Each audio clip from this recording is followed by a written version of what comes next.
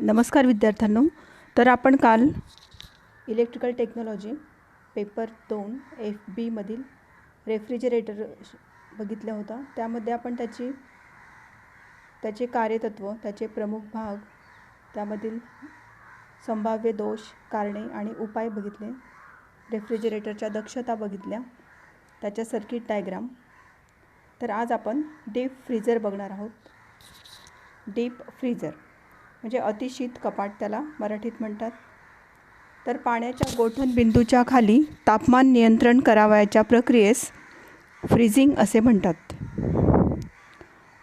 पाण्याच्या गोठण बिंदूपेक्षा म्हणजे ज्या तापमानाला पाणी गोठते, पाण्याचे बर्फ तयार होते, त्या बिंदूपेक्षाही अतिशय कमी तापमान नियंत्रित करावयाच्या क्रियेस डीप फ्रीजिंग असे म्हणतात. मुलांनो, 1 मार्काला ही व्याख्या विचारली जाऊ शकते किंवा रिकाम्या जागा जोड्या लावा एका वाक्यात, यामध्ये हा प्रश्न विचारला जाऊ शकतो. तर ज्या उपकरणामध्ये रेफ्रिजरेशन सिस्टीमचा वापर करून आवश्यकतेनुसार पाण्याच्या गोठणबिंदूपेक्षाही कमी तापमान निर्माण करून ते नियंत्रित ठेवले जाते, त्या उपकरणास म्हणतात डीप फ्रीजर. तर डीप फ्रीजरची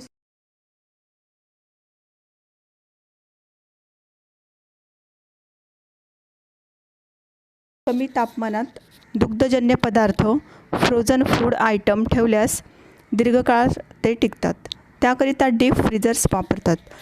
डीप फ्रीजरमध्ये 15 ते 4 अंश सेल्सिअस रेंजमध्ये तापमान नियंत्रित केले जाते. आता डीप फ्रीजरचे काही प्रकार आहेत. त्यातला पहिला प्रकार आहे डायरेक्ट सिस्टीम डीप फ्रीजर आणि दुसरा इनडायरेक्ट सिस्टीम डीप फ्रीजर. तर यातला आपण आधी पहिला बघूया, डायरेक्ट सिस्टीम डीप फ्रीजर. या प्रकारच्या डीप फ्रीजरमध्ये बंदिस्त जागेतील उष्णता रेफ्रिजरेशन सिस्टीममधून प्रवाहित होणाऱ्या प्रायमरी रेफ्रिजरंटद्वारे काढून घेतली जाते. बंदिस्त जागेमध्ये आवश्यक ते तापमान नियंत्रित केले जाते आणि याचा उपयोग घरगुती कारणासाठी केला जातो. आता डायरेक्ट सिस्टीम डीप फ्रीजरची रचना व घटक बघा. तर डायरेक्ट सिस्टीम डीप फ्रीजरची रचना आकृतीमध्ये दाखवल्याप्रमाणे आहे. बघा, या ठिकाणी आपल्याला आकृती दिसते आहे, आकृती 12.2. बघा, ही त्याची कन्स्ट्रक्शनल डायग्राम आहे. त्या ठिकाणी हे व्हर्टिकल फ्रीजर याची रचना दाखवलेली आहे. याचे पार्ट्स आपण बघूया. हे बघा, हे आहे कॉम्प्रेसर, हे ॲक्युम्युलेटर, त्यानंतर ही आहे इव्हॅपोरेटर कॉईल, त्यानंतर हा skin condenser coil, cabinet shell,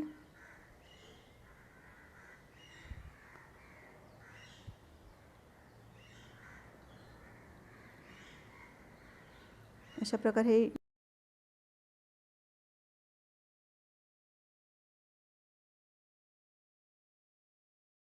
या ठिकाणी कॅपिलरी ट्यूब दाखवलेली आहे.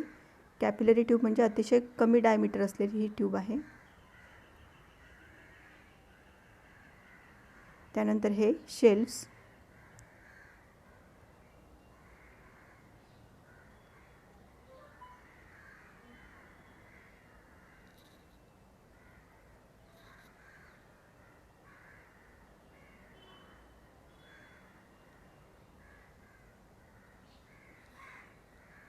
आता याची रचना व घटक बघूया.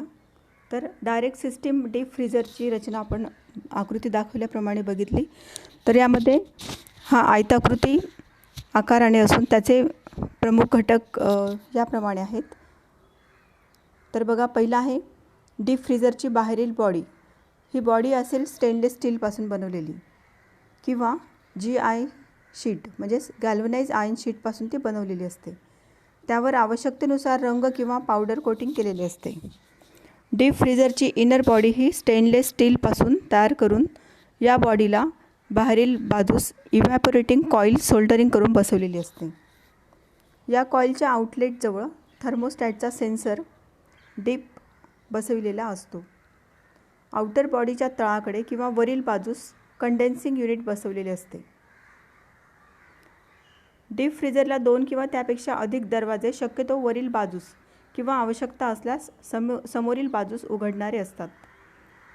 या डीप फ्रीजरची तसेच डोअरची इनर व आउटर बॉडी यामध्ये पफ इन्सुलेशन भरलेले असते. दरवाजा उघडण्यासाठी हँडल लॉकची योजना केलेली असते. दरवाजा main bodies door hinges Sainz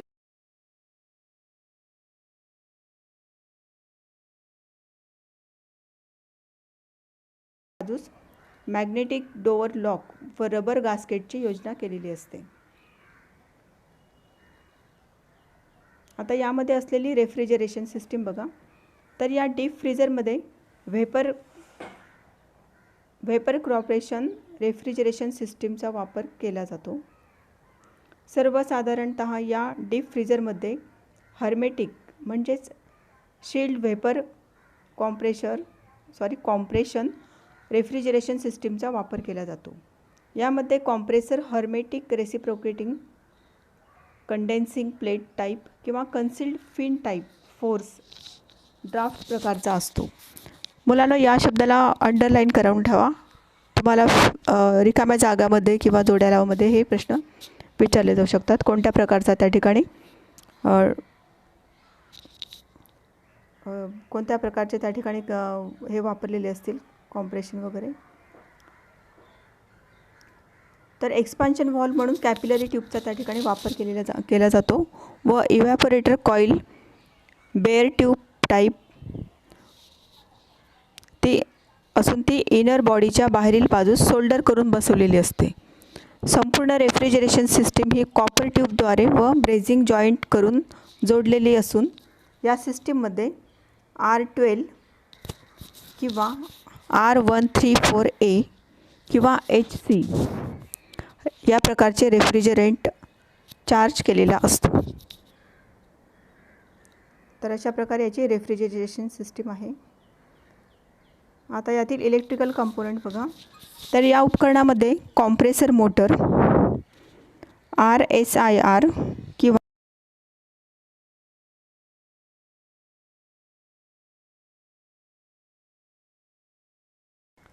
fan motor, thermostat, capacitor, relay इत्यादी विद्युत भाग व कंट्रोलचा वापर केला जातो. याचे कार्य बघा. तर मशीन कार्यान्वित केली असता रेफ्रिजरेशन सिस्टीममधील refrigerant compressor, condenser, expansion valve, evaporator यामधून प्रवाहित होतो. इव्हॅपोरेटरमध्ये लिक्विड रेफ्रिजरंटचे बाष्पीभवन होते. या बाष्पीभवनासाठी आवश्यक असणारी उष्णता रेफ्रिजरंटद्वारे बंदिस्त जागेतून काढून घेतली जाते. बंदिस्त जागेत कूलिंग इफेक्ट निर्माण केला जातो. अशा प्रकारे याचे कार्य चालते. याचा उपयोग बघा. या रेफ्रिजरेटरमध्ये बटर, चीज, सर्व प्रकारचे आईस्क्रीम, मासे वगैरे पदार्थ दीर्घकाळ साठवून ठेवण्यासाठी केला जातो. डीप फ्रीजरचा उपयोग हा हॉटेल्स, आईस्क्रीम पार्लर यासारख्या मास स्टोरेज ठिकाणी जेथे अतिशय कमी तापमान नियंत्रित करावायचे आहे अशा ठिकाणी केला जातो. याचा प्रकार आहे डायरेक्ट सिस्टीम डीप फ्रीजर. यामध्ये दरवाजाच्या रचनेनुसार काही प्रकार पडतात. त्यातला पहिला आहे व्हर्टिकल डीप फ्रीजर. तर डीप फ्रीजर हे नेहमी हॉरिझॉन्टल म्हणजेच आडवे असतात, परंतु क्वचित प्रसंगी ते उभे देखील असतात. व्हर्टिकल डीप फ्रीजरला अपराईट डीप फ्रीजर असे देखील म्हणतात. या डीप फ्रीजरचा दरवाजा समोरील दिशेने उघडतो. त्यामुळे दरवाजा उघडला असता आतील थंड हवा बाहेर जाते व बाहेरील हवा आतमध्ये येते. त्यामुळे मशीनचा हीट लोड वाढतो व मशीनचे जीवनमान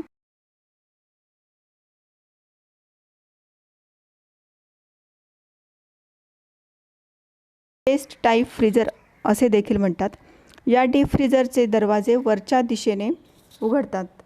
थंड हवा वजनाने जड असल्याने ती खालीच राहते. या तत्वानुसार दरवाजा उघडल्याने कूलिंग लॉस होते. त्यामुळे कॉम्प्रेसरवर कोणताही अतिरिक्त लोड येत नाही. परिणामी विजेचा वापर कमी होऊन या मशीनचे जीवनमान जास्तीत जास्त सुरक्षित असते. या कारणास्तव व्हर्टिकल डीप फ्रीजरपेक्षा हॉरिझॉन्टल डीप फ्रीजरचा वापर हा जास्त प्रमाणात केला जातो.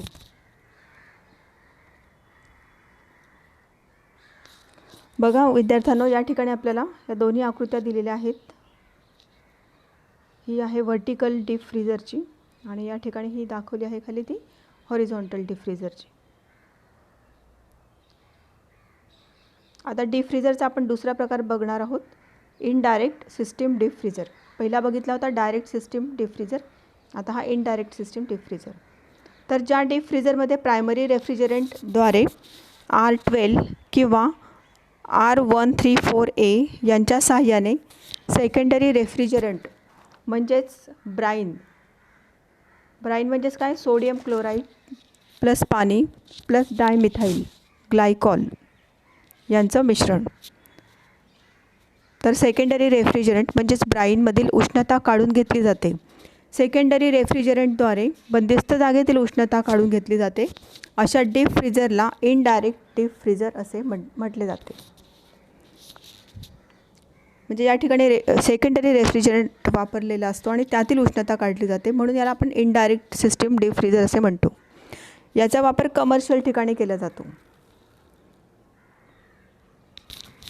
तर याचे भाग व रचना.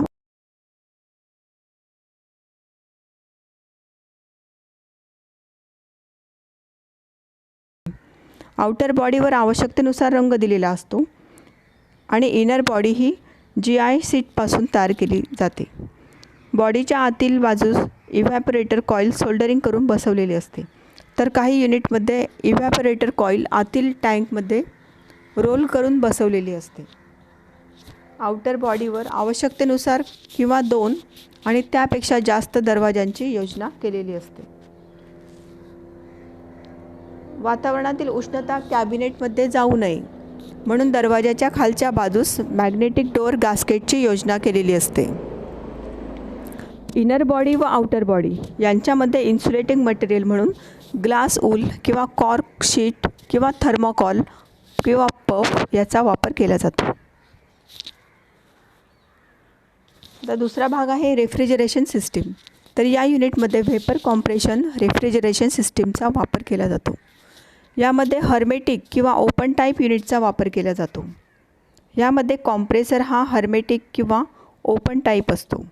कंडेन्सर हा फिन्स टाईप फोर्स ड्राफ्ट असतो. लिक्विड रेफ्रिजरंटमधील अशुद्धता तसेच बाष्प काढून टाकण्यासाठी फिल्टर ड्रायरची योजना केलेली असते. लिक्विड लाईनवर ती केली जाते. एक्सपान्शन वॉलचा वापर केला जातो. इव्हॅपोरेटर कॉईल ही बेअर ट्यूब पाईप पासून बनवलेली असते व ती इनर टँकमध्ये आतील बाजूस सोल्डर करून किंवा रोल करून बसविली जाते. तिसरा घटक आहे ब्राईन. तर इनर बॉडीमध्ये सेकंडरी रेफ्रिजरंट म्हणून ब्राईनचा वापर केला जातो आणि त्यासाठी सोडियम क्लोराईड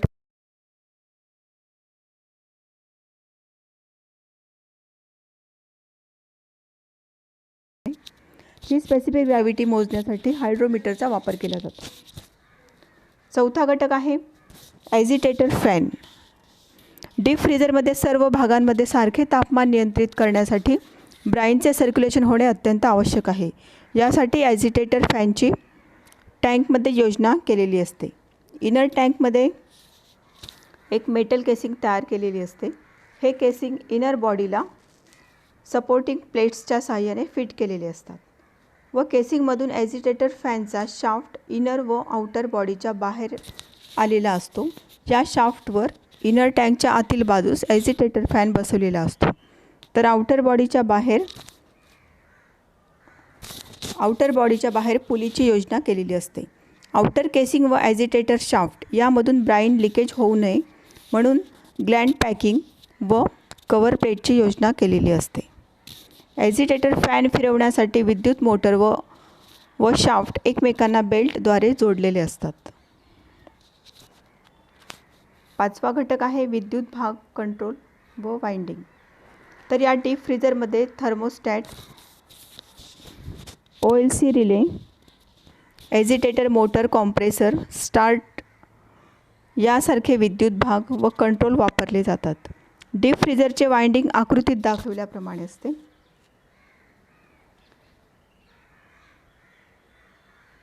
या ठिकाणी आपल्याला ही आकृती दाखवलेली आहे. बघा, हा आहे इव्हॅपोरेटर. त्यानंतर हा ॲरो खालच्या दिशेने दिसतो आहे. या ठिकाणी हा आहे ॲक्युम्युलेटर. त्या ठिकाणून पुढे हा कॉम्प्रेसर. कॉम्प्रेसर नंतर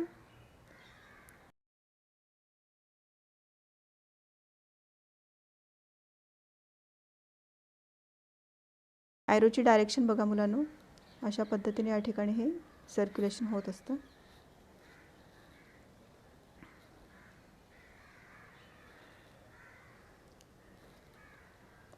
तर आता याचे कार्य बघूया. तर मशीन कार्यान्वित केले असता रेफ्रिजरेशन सिस्टीममधील रेफ्रिजरंट अनुक्रमे कॉम्प्रेसर, कंडेन्सर, एक्सपान्शन वॉल्व, इव्हॅपोरेटर व ॲक्युम्युलेटर मधून प्रवाहित होतो. इव्हॅपोरेटरमध्ये लिक्विड रेफ्रिजरंटचे बाष्पीभवन होते व या बाष्पीभवनासाठी आवश्यक असणारी उष्णता सेकंडरी रेफ्रिजरंट म्हणजेच ब्राईनमधून काढून घेतली जाते व तापमान नियंत्रित केले जाते. उपयोग: या प्रकारचे डीप फ्रीजर प्रामुख्याने इंडस्ट्रियल क्षेत्रामध्ये मोठ्या प्रमाणावर वापरले जातात. त्याचप्रमाणे कमर्शियल क्षेत्रात याचा वापरही केला जातो.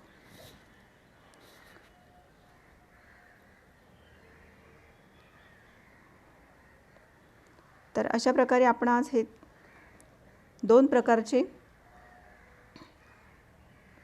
डीप फ्रीजर बघितले आहेत.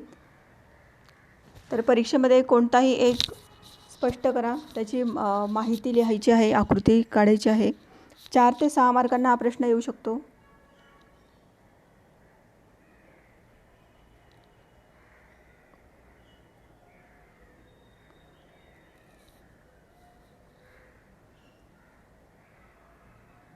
त्याचप्रमाणे रेफ्रिजरेटरची दोष, कारणे व उपाय हा देखील प्रश्न आपल्याला 6 ते 12 मार्कांना विचारला जाऊ शकतो. जेवढे जास्त मार्क्स असतील विद्यार्थ्यांनो, तेवढी जास्त कारणे आणि त्याचे उपाय लिहायचे आहेत. त्याचप्रमाणे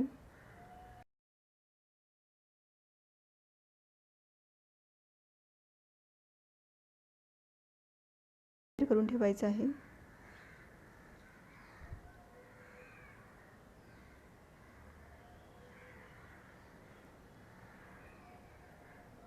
तर अशा प्रकारे हा 12वा चॅप्टर रेफ्रिजरेटर, डीप फ्रीजर किंवा शीत कपाट हा आपला संपलेला आहे. नेक्स्ट लेक्चरला आपण पेपर 3 स्टार्ट करूया.